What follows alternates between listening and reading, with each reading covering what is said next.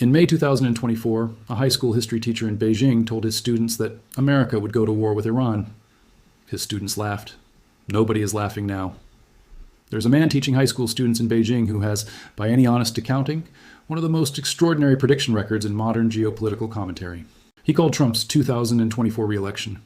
Months before the mainstream consensus acknowledged it was possible, he predicted the escalation of U.S. involvement with Iran in a classroom lecture in May 2024 while his students took notes. He predicted the logistical catastrophe that a Middle East escalation would create for American imperial overreach, describing it with a game-theoretic precision that career analysts at major think tanks failed to match. His name is Jiang Xueqin. He calls his method Predictive History.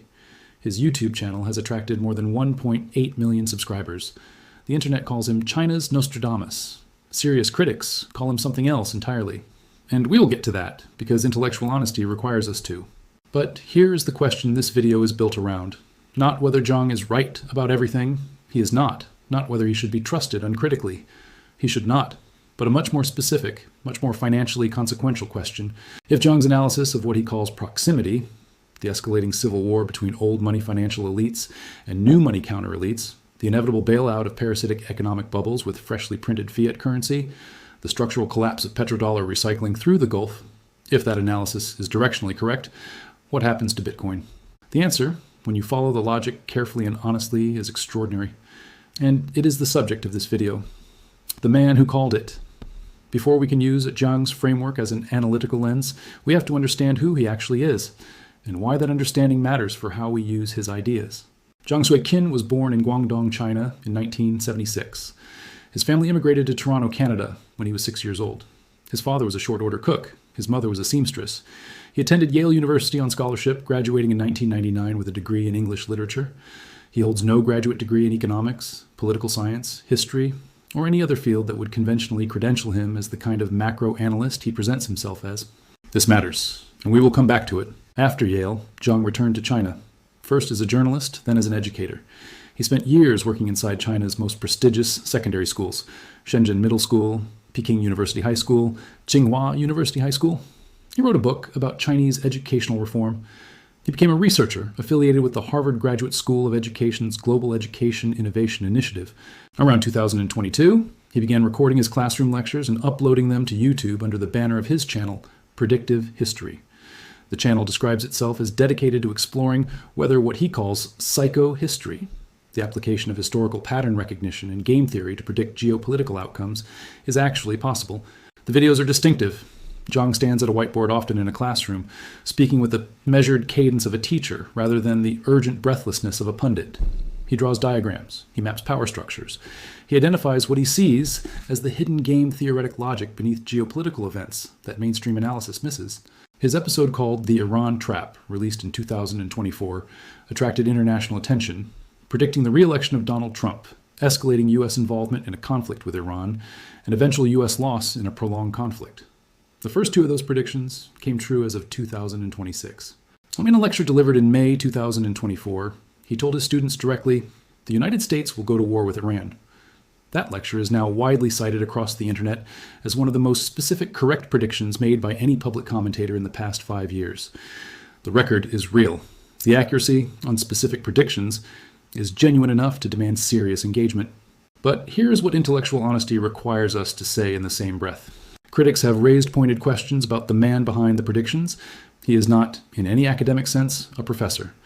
The title that floats beneath his name across YouTube thumbnails and media write-ups is, as one publication described it, a fiction of accumulation, a bachelor's degree in English literature dressed up by association with institutions impressive enough to imply more than they actually confer.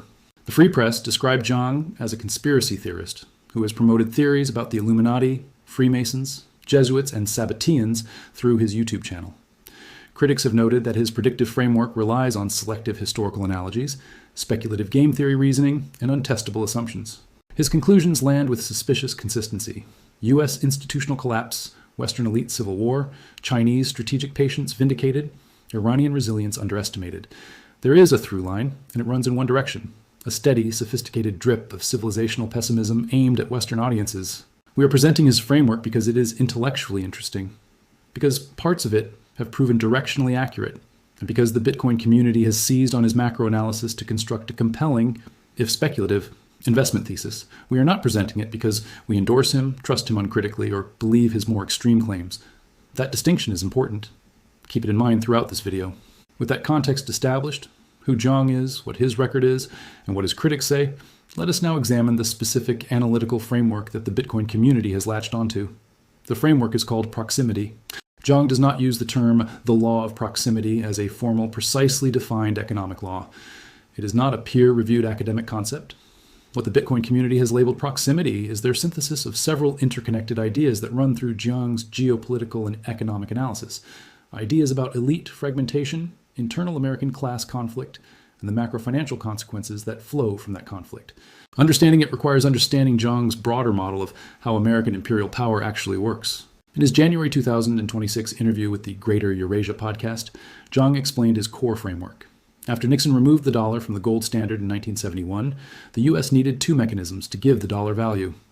The first was the petrodollar, the arrangement whereby Saudi Arabia would allow its oil to be purchased only in U.S. dollars, forcing every nation on earth to acquire dollars to participate in the global energy market. The second mechanism was the recycling of petrodollars. Gulf sovereign wealth funds, flush with oil revenue denominated in dollars, needed somewhere to deploy that capital. They deployed it into American financial assets, treasury bonds, equities, and increasingly into the venture capital ecosystem that financed the technology sector. Jiang described the American economy as a Ponzi scheme reliant on Gulf Cooperation Council oil money flowing into artificial intelligence and technology companies. This is the core of the system. Gulf oil revenues flow into Silicon Valley. Silicon Valley produces technology valuations. Those valuations generate paper wealth that sustains American consumer confidence. That consumer confidence sustains demand for goods. And that demand keeps the global trade system denominated in dollars, which keeps the petrodollar arrangement intact, which keeps the Gulf oil revenues flowing back into the system. It is, as Jiang describes it, circular, self-reinforcing, and deeply fragile. Now, here is where proximity enters the picture. Within the system, there are two distinct power centers, two elites, and they are not the same elite, even though from the outside they can look like a unified ruling class. The first is what we might call the old financial elite, Wall Street, the Federal Reserve Network, Treasury, the traditional institutions of American financial power, the ones that profit from bond markets, from dollar hegemony, from the existing financial architecture. These are the people who benefit most directly from the petrodollar recycling system exactly as it currently exists. Their wealth is denominated in and dependent on the continued credibility of dollar-denominated financial assets. The second is what we might call the counter-elite, Silicon Valley, the artificial intelligence investment complex, venture capital, the new billionaire class that built its fortune on technology valuations rather than financial instruments, Elon Musk's world, Peter Thiel's world, the world of AI infrastructure investment, of data center construction, of the technology sector that consumed $750 billion in capital investment in 2025 alone. These two elites have different interests, different constituencies, different ideological orientations, and increasingly, in Jiang's analysis, different and conflicting relationships with the existing financial architecture. Jiang's predictive framework traces American collapse not to recent political events, but through a distinct decades-long historical and macroeconomic lineage. An empire managed by what he describes as insecure, transgressive elites who have been conditioned to view reality as a zero-sum competition will inevitably overextend itself. It will rely on the alchemy of fiat currency and the blunt force of military power to sustain the fragile illusion of control. Now, here is the specific chain of logic that makes the Bitcoin community's ears perk up. The counter-elite, Silicon Valley, artificial intelligence, venture capital, has built an investment ecosystem that Jiang and others argue has characteristics of a bubble. The AI investment thesis requires enormous capital deployment, data centers, chips, infrastructure, talent. The Gulf sovereign wealth funds are major investors in this ecosystem. Their petrodollars, recycled through the system Jiang describes, are a significant source of the capital that has inflated AI valuations.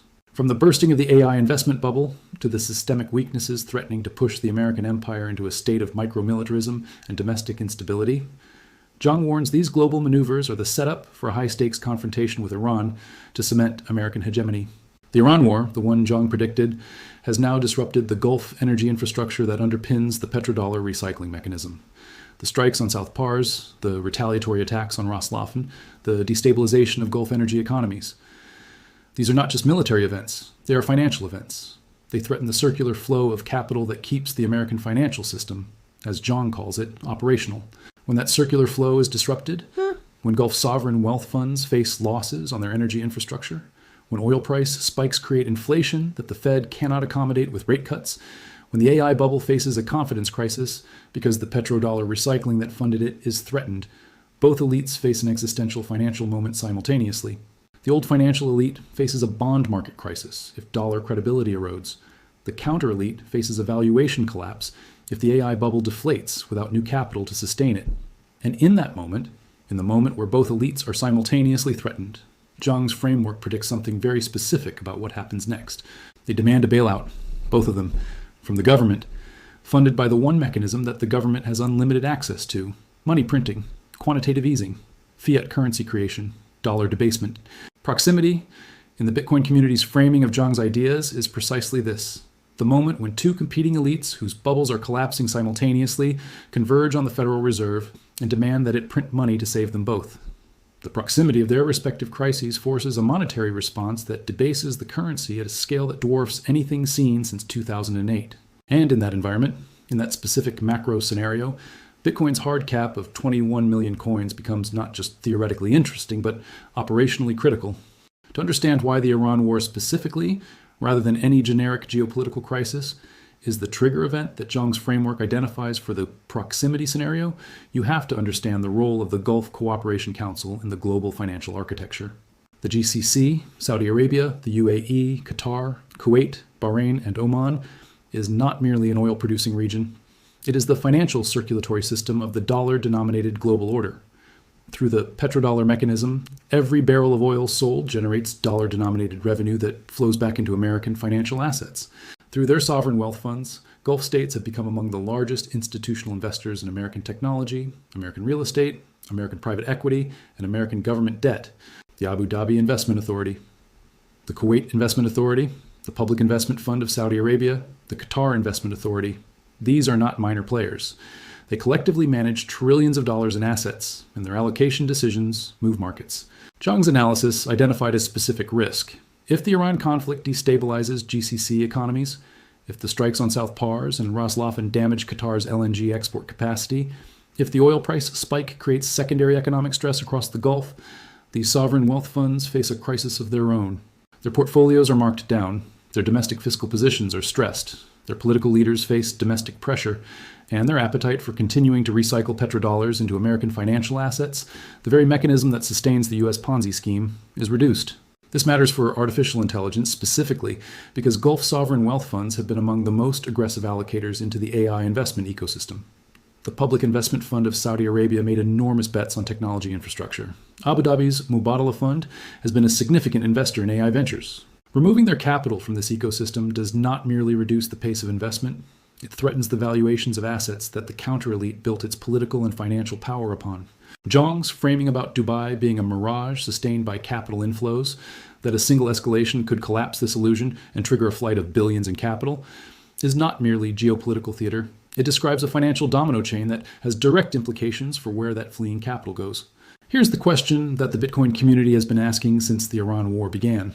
When capital flees the Gulf, when petrodollars stop recycling efficiently into American financial assets, when sovereign wealth funds begin reducing their exposure to a system that suddenly looks much less stable than it did 6 months ago. Where does that capital go? Some of it goes to gold. We saw that in the initial price move. But gold's performance in this specific macro environment, Fed hawkish, strong dollar, oil-driven inflation, has been poor. Gold fell over 6%, silver fell over 13%. Some of it goes to U.S. treasuries.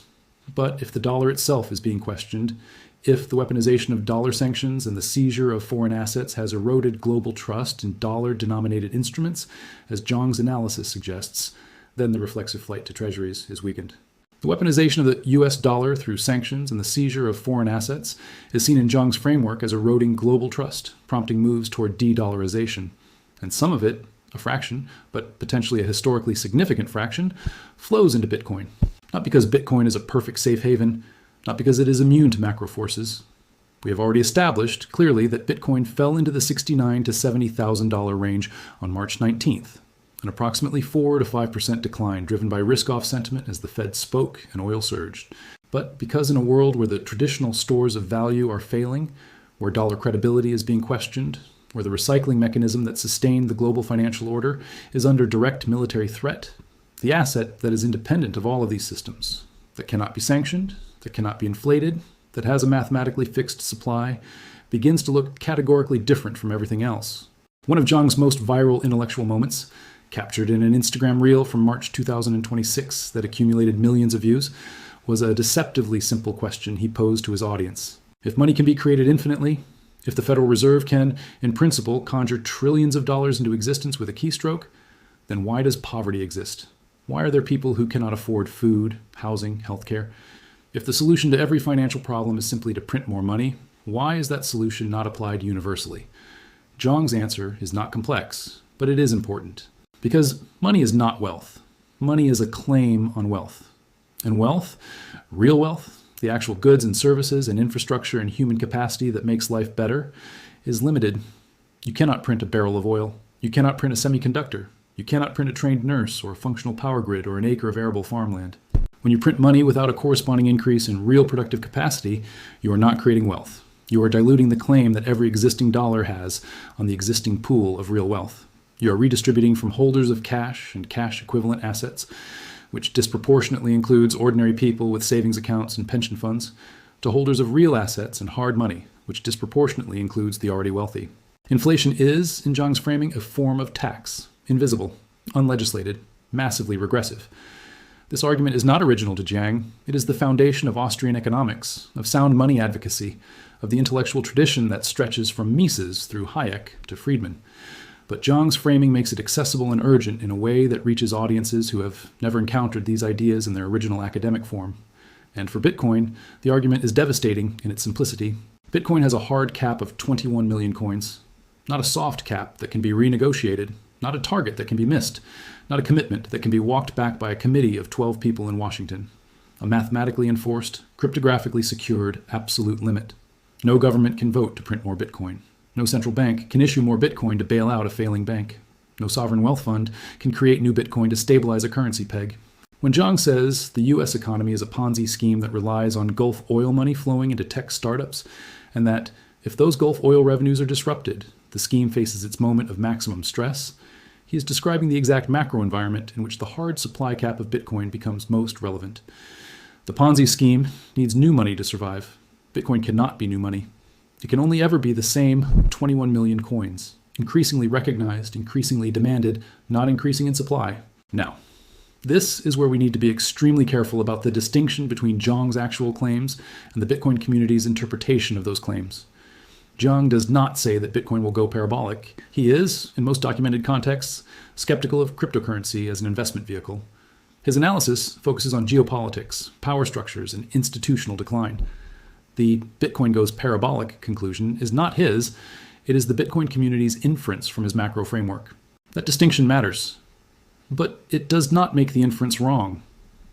The inference is this: if Jiang's macro framework is directionally correct, if the petrodollar recycling mechanism is being disrupted, if the competing elites face simultaneous financial crises, if the government's response is inevitably massive monetary expansion, then the asset that cannot be expanded gains the most from that expansion. That asset is Bitcoin. The inference may be wrong. The proximity scenario may not materialize. The Fed may find a way to navigate the crisis without massive debasement. The Gulf economies may stabilize faster than Jiang's model predicts. But the logic of the inference is sound. If the premises hold, the conclusion follows. There is a dimension of Jiang's analysis that goes beyond economics and into something that makes many mainstream commentators deeply uncomfortable. And it is the dimension that the Bitcoin community finds perhaps most compelling as a driver of the debasement scenario. Jiang's argument, articulated in multiple videos and captured in the community analysis that circulated widely in March 2026, is that the Iran war is not primarily a military or geopolitical event in the traditional sense.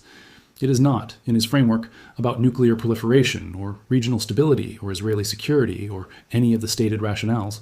It is, in his analysis, about domestic American politics, specifically about the use of emergency powers to manage an increasingly ungovernable political and economic situation at home. According to Jiang's framework, the current trajectory of U.S. foreign policy is accelerating a pattern of imperial overstretch that risks geopolitical blowback. Domestically, his analysis posits that elite fragmentation and internal conflict mirror historical patterns of imperial decline. The argument goes like this. When a society faces the kind of simultaneous internal stresses that the United States faces in 2026, a national debt that has crossed $39 trillion and is approaching $40 trillion, an AI bubble of uncertain sustainability, political polarization at historic levels, institutional trust at historic lows, political leaders throughout history have reached for external conflict as a mechanism for domestic consolidation. War, in this analysis, is not merely a foreign policy tool. It is a political technology. It concentrates executive power. It justifies emergency spending that bypasses normal legislative constraints. It creates a rally around the flag dynamic that suppresses internal criticism. It allows the executive to invoke war powers that dramatically expand governmental authority over the economy. And critically, for the Bitcoin thesis, it provides political cover for the kind of monetary expansion that would otherwise face massive political resistance. You cannot easily justify printing $5 trillion in peacetime. People notice. People ask questions. People vote differently. But in wartime, when the nation is under existential threat, when troops are deployed, when energy infrastructure is being struck by missiles, the political calculus changes, emergency spending becomes patriotic, deficit expansion becomes necessary, and the Federal Reserve, nominally independent but practically constrained by political reality, finds itself in an environment where resisting monetary expansion is not merely economically contested, but politically untenable.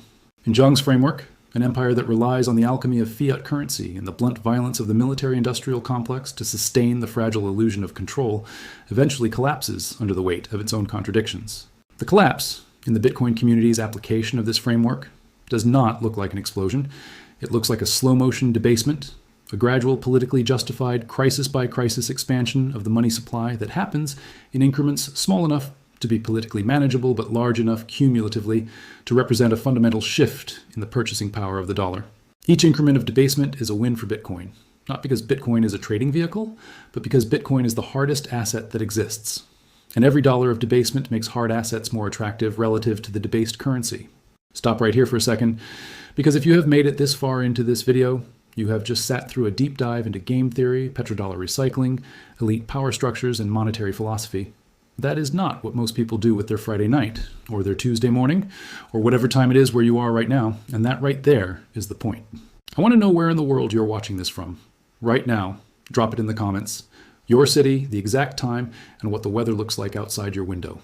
Because this channel reaches people from Sao Paulo to Seoul, from Lagos to London, from Riyadh to Rio. And I want to see the map of people who cared enough about understanding how the world actually works to make it halfway through a 40-minute analysis of Jiang Xueqin and Bitcoin debasement theory. City, time, weather, one line. That is all I'm asking. And if you have not subscribed yet, do it right now before we keep going. Because what comes next is the part most channels will not touch. The honest critique of Jiang's framework, and then the specific price and macro scenarios for Bitcoin if the proximity thesis proves correct. You do not want to miss that. Let's keep going. This video would be intellectually dishonest if it presented Jiang's framework as a settled, reliable predictive model, and simply drew a straight line from his analysis to a Bitcoin price target. The honest version of this analysis requires us to examine where Jiang's framework might be wrong, and what those potential errors mean for the Bitcoin thesis built upon it. Challenge 1. The prediction record is selective. Critics noted that Jiang's predictions rely on selective historical analogies, speculative game theory reasoning, and untestable assumptions. The predictions that came true, Trump's re-election, Iran escalation, were made in an environment where the base rates for those outcomes were already reasonably high. Calling Trump's re-election in May 2024 was impressive relative to mainstream media, but it was consistent with what many serious political forecasters already saw in the polling data. The Iran escalation prediction was directionally correct, but the specific mechanism and timing were less precise than the viral summaries suggest. Predictive history, as a methodology, has a well-documented problem. The human mind is extraordinarily skilled at finding patterns in historical data, and extraordinarily poor at distinguishing between genuine signal and post hoc rationalization. The same intellectual toolkit that generates insightful predictions can generate dozens of confident but wrong ones that simply do not go viral because they failed. Challenge 2, the conspiracy theory adjacency problem. The Free Press described Jiang as a conspiracy theorist who has promoted theories about the Illuminati, Freemasons, Jesuits, and Sabbateans through his YouTube channel.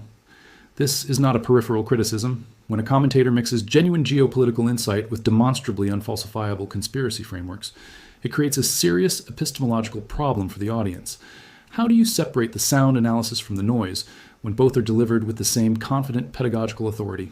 The answer is carefully, very carefully, by insisting on primary sources, by checking claims independently, by refusing to accept the package deal of accepting everything or nothing. Challenge 3, the China alignment question. The question nobody in his comments section is eager to ask. How does a man operating in Beijing produce content that maps with uncanny precision onto Chinese Communist Party strategic messaging for an audience of millions of Westerners? This is not a trivial question. Every analytical framework, including Jiang's, is shaped by the interests and constraints of its producer. If Jiang's analytical conclusions consistently serve Chinese strategic communication goals, that consistency is worth noting. It does not automatically make his analysis wrong, but it is a reason for skepticism that is proportional to the consistency of the alignment. Challenge 4, the debasement timeline problem. Even if Jiang's macro framework is directionally correct, even if the petrodollar recycling mechanism is genuinely under threat, even if competing elites are genuinely moving toward a proximity-style confrontation, the timeline for these dynamics to manifest in ways that force a monetary response is deeply uncertain. The US dollar's status as the global reserve currency has proven more durable than analysts predicting its collapse have consistently expected. The petrodollar mechanism has survived oil shocks, sanctions regimes, the rise of the euro, the rise of Chinese yuan alternatives, and the explicit stated desire of BRICS nations to de-dollarize. It is being stressed. It may eventually fail in a meaningful way, but eventually and now are very different time frames for an investment thesis. So, having laid out the challenges to Jiang's framework honestly, what do we do with the Bitcoin thesis? The answer is we hold it with the appropriate degree of confidence, not certainty, not dismissal. A calibrated assessment that acknowledges the directional logic while respecting the genuine uncertainty about whether, when, and how severely the macro conditions materialize. The Bitcoin thesis built on Jiang's framework does not require Jiang to be right about everything. It requires the following, much more modest set of conditions to hold. 1. That U.S. federal debt approaching $40 trillion represents a genuine long-term constraint on fiscal and monetary policy. 2. That energy price shocks driven by Middle East conflict create genuine inflationary pressure that the Fed cannot easily accommodate. 3. That some fraction of the capital that flows out of stressed Gulf sovereign wealth funds and deflating technology bubbles is looking for assets that are independent of the dollar-denominated financial system. 4. That Bitcoin, with its 21 million hard cap and its institutional adoption infrastructure of spot ETFs and corporate treasury allocations, is capable of absorbing meaningful flows of that capital. None of these 4 conditions require Jiang to be China's Nostradamus. None of them require his conspiracy frameworks to be true. All 4 of them are conditions that can be evaluated independently against publicly available data. And all 4 of them, as of March 2026, appear to be at least directionally accurate. Look, before we continue, let me make this clear. Obviously, this video is not financial advice. I'm sharing my vision and strategy, but you are the CEO of your own capital. Never risk money you cannot afford to lose, as the markets are engineered to be volatile. Do your own research, keep your emotions in check, and only play the games you are prepared to win. Now, let's get into the DAT. Let us now build the specific mechanism, step by step, through which the proximity scenario, if it materializes, would translate into extraordinary Bitcoin price performance. This is not speculation about price targets. This is a causal chain. Follow each link and evaluate it independently. Link 1, the trigger event, Gulf capital flight. The Iran war has struck South Pars, the world's largest gas field. It has threatened Ras Laffan, Qatar's primary LNG export terminal. The Gulf energy infrastructure that underpins petrodollar recycling is under direct military threat for the first time in a generation. Gulf sovereign wealth funds, managing collectively trillions of dollars in assets, are reassessing their risk exposure. Some fraction of that capital is being repositioned. If Jiang's analysis holds and GCC economic instability follows, those petrodollars being repositioned accelerate inflows to alternative stores of value, including Bitcoin ETFs. This is not hypothetical. ETF flow data from the first phase of the Iran conflict showed institutional inflows into Bitcoin vehicles even as spot price fell, suggesting that the institutional buyer base was using the dip to accumulate, not to exit. Link 2, the AI bubble stress, counter-elite pressure for QE. The AI investment ecosystem has consumed extraordinary amounts of capital. The valuations implied by that capital deployment require continued growth in revenue and user adoption at rates that are increasingly difficult to sustain. As Gulf sovereign wealth fund reallocation reduces the marginal flow of capital into technology, as interest rates remain high, making the opportunity cost of holding zero-yield technology positions more expensive, and as AI revenue reality becomes clearer relative to the AI investment narrative, The conditions for a significant technology valuation correction are present. When that correction comes, when the counter-elite's financial position is threatened, the political pressure for monetary relief will be intense. The counter-elite is not politically passive.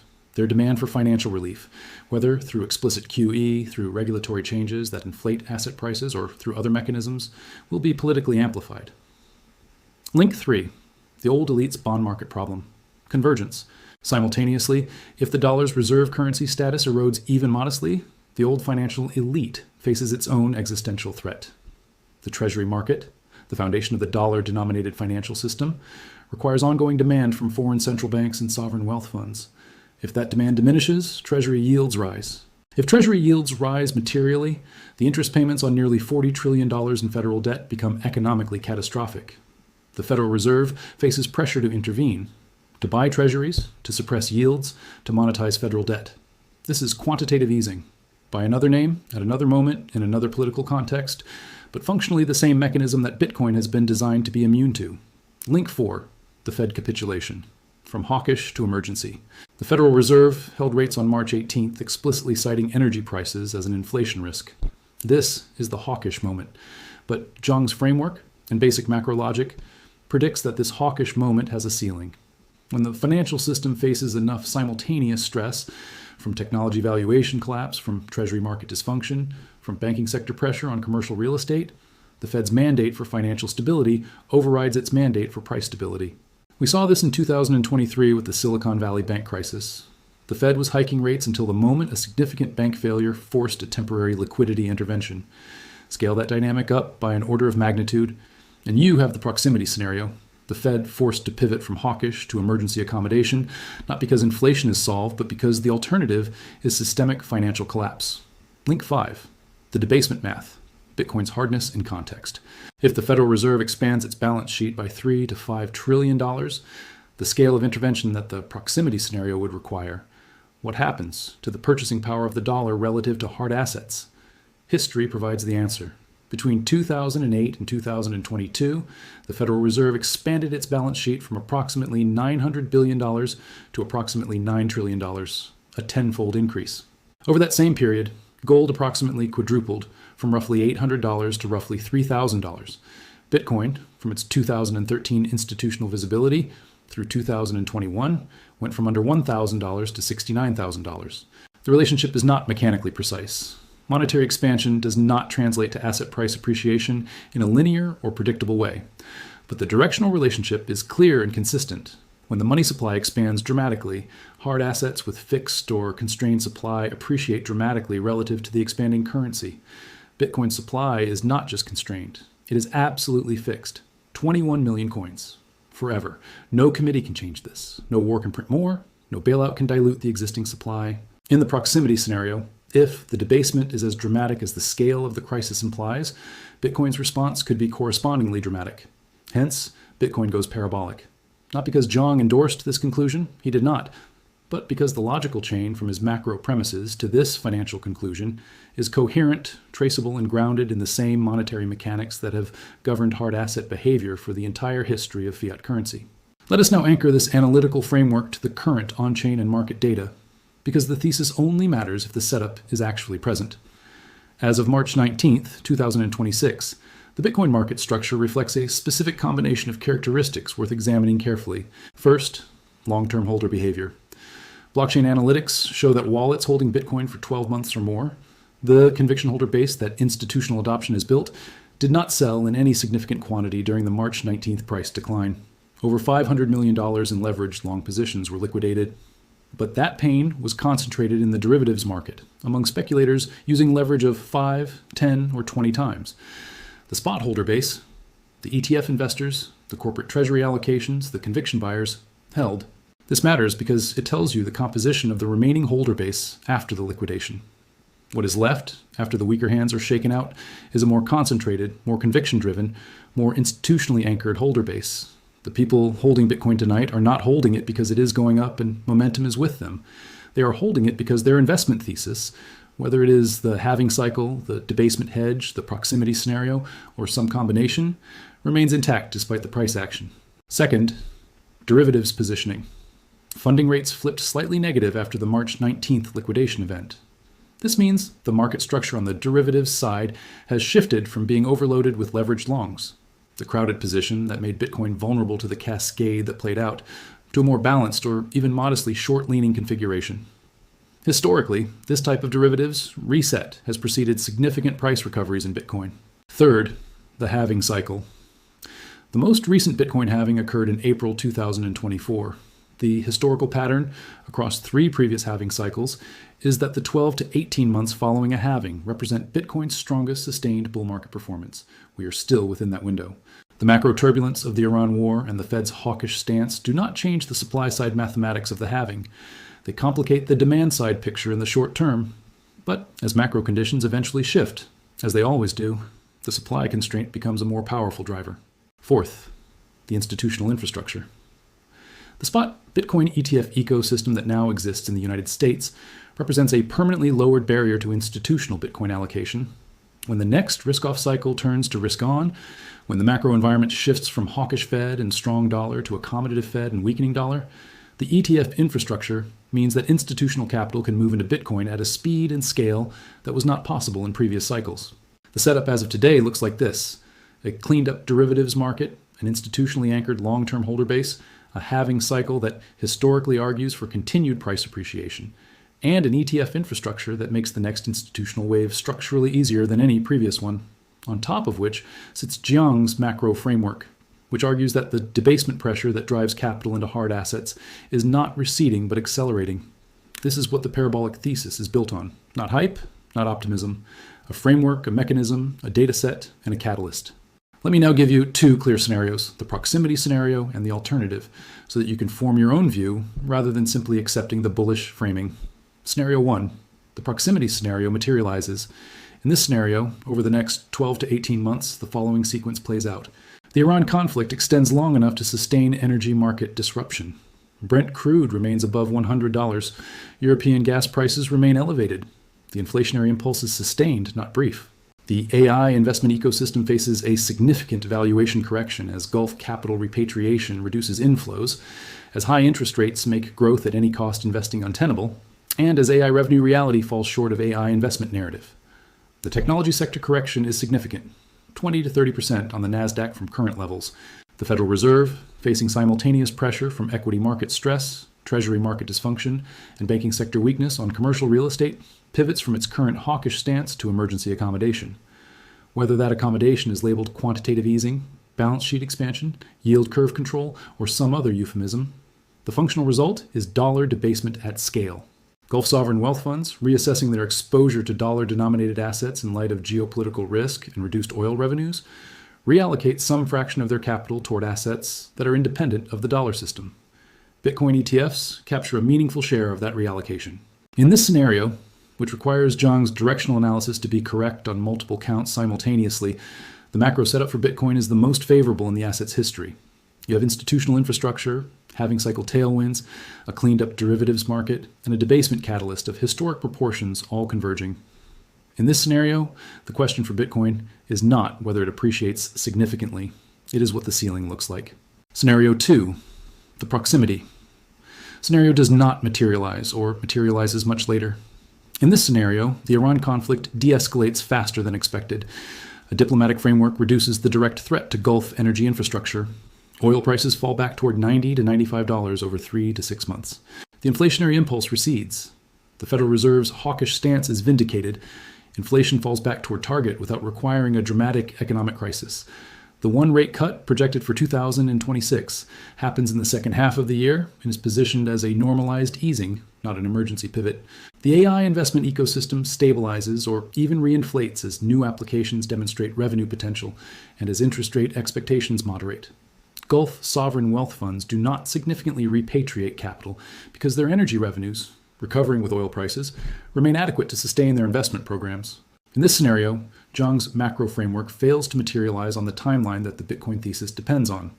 Bitcoin remains subject to the same cross-asset correlations that governed it in 2022, moving roughly with risk assets, affected by dollar strength, constrained by the absence of the massive debasement catalyst.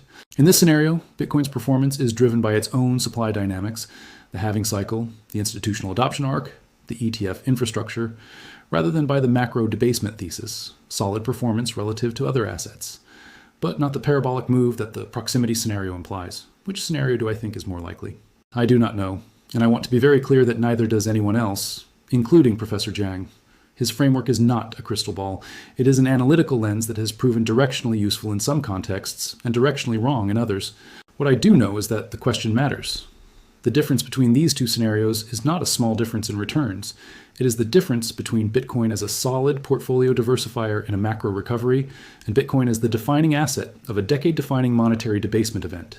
Understanding the mechanism, understanding why the proximity scenario would produce the specific outcome it would produce for Bitcoin, is not optional for any serious allocator. Whether you believe Jiang or not, whether you invest in Bitcoin or not, the causal chain we have mapped in this video is the chain you need to understand. Because if the premises hold, the conclusion follows, and the conclusion is extraordinary. Let us bring it all together.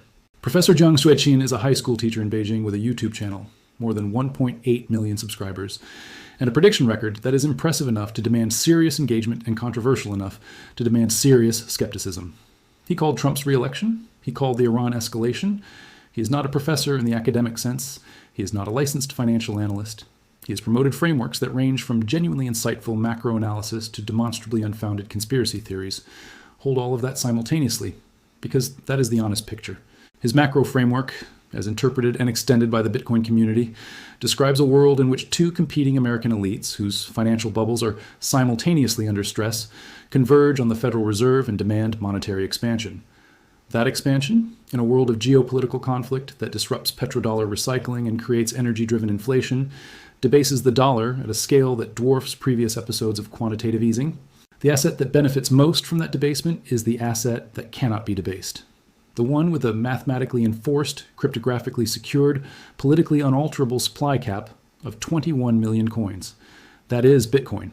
The on-chain setup is clean, the long-term holder base is intact, the derivatives market has flushed its excess speculation, the halving cycle is still running, the institutional infrastructure is deeper than it has ever been, and sitting above all of that, not as a certainty, not as a guarantee, but as a macro scenario that is now more plausible than at any point in Bitcoin's history, is the possibility that Jiang's framework is directionally right about what comes next. If he is right about proximity, if the bailout wars come, if the elite fragmentation forces a monetary response of historic scale, if the petrodollar recycling mechanism fractures under the pressure of Gulf conflict, then the asset that wins in that environment is not the one that most people are holding. It is the one that was specifically designed to be immune to exactly this scenario. Stay informed, stay skeptical, manage your risk, do not over-leverage, and think deeply, independently with your own analysis about what the macro environment ahead actually looks like for every asset you hold. This is the most important intellectual exercise you can do right now, not because the conclusion is predetermined, but because the stakes of being unprepared are too high. Wait, do not close this yet. You just watched a breakdown of Jiang Xueqin's Predictive History framework, the law of proximity, petrodollar recycling mechanics, Gulf sovereign wealth fund dynamics, fiat debasement theory, on-chain Bitcoin data, and 2 detailed macro scenarios for the next 12 to 18 months. Do you understand how rare a person you are? I'm not being dramatic. The average YouTube video loses most of its audience in the first 90 seconds.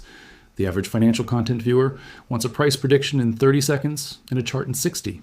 The fact that you are here at the very end of this tells me something specific and real about you. You are someone who understands that the most valuable thing in markets is not the best indicator or the hottest entry. It is understanding, the mechanism, the why behind the what. That understanding is your edge, the only one that compounds, the only one that cannot be copied by an algorithm. So here is your assignment. 3 things. In the comments, right now. 1. Drop the comment. I see the machine. Again. Comment, I see the machine. Put your city, exact time, weather. I want the full global map of people who made it to the end of this video. São Paulo at midnight, Dubai at 7 in the morning, Singapore at noon, Seoul at 2 in the afternoon, Lagos at 9 in the evening, London somewhere between dark and darker. Let's see where the serious people are. 2. What is the single idea from this video that changed, sharpened, or challenged something you already believed? Not the idea you agreed with most, the one that hit differently, the one that made you pause. Could be Jiang's Ponzi scheme framing, could be the GCC domino chain, could be the distinction between his actual claims and the Bitcoin community's interpretation. Whatever it was, Write it down. 3. Based on everything in this video, where do you actually stand? Are you buying the proximity thesis? Skeptical of Jiang entirely? Somewhere in the middle? Long Bitcoin with conviction? Watching from the sidelines? I want the honest answer, not the answer that sounds smartest in a comment section. The comments on a video like this are some of the highest signal market sentiment data that exists anywhere. Real people, real thinking, real disagreement. That conversation is worth having. That is your homework. And one more thing, if this video reached you, if it gave you something to think about that you did not have before you pressed play, share it. Not for the algorithm, not for the subscriber count, though that always helps, but because there are people in your circle right now making financial decisions in a macro environment they do not fully understand. People who are watching the price of Bitcoin and gold and silver move and have no framework for why. People who have heard of Professor Jiang but have no idea how his analysis connects to the assets they hold. Send them this video. Be the person in your world who understood the mechanism before the outcome was obvious. That is what financial literacy looks like in a world that is changing faster than the textbooks can follow. I will see you in the next one. Stay sharp, stay skeptical, and stay curious, because in this environment, curiosity is the only risk management that actually scales.